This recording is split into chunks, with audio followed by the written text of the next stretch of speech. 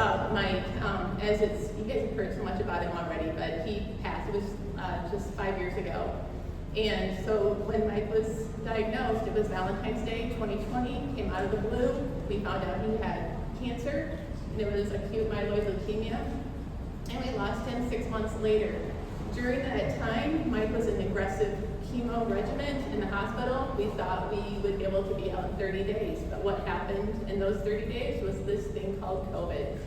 I was able to see Mike for 21 days in a row, and then I got kicked out of the hospital. And after that, Mike spent another 50 days in the hospital.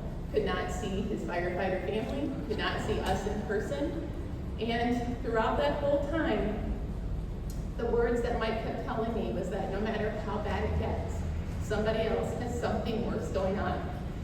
And through the whole 5 years, that has really resonated with me. Mike was always, anybody that worked with Mike knows he was always the king of one-liners. But he always said things and he always meant it, and I've taken that to heart.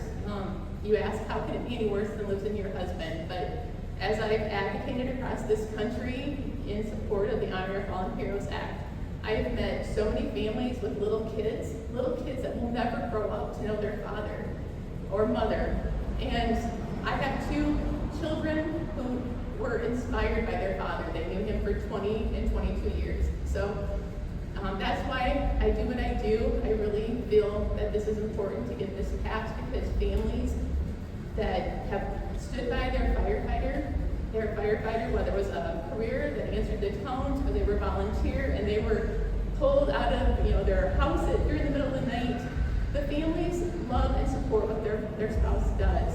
And so if we can get anything passed to help those families, that's why it's important to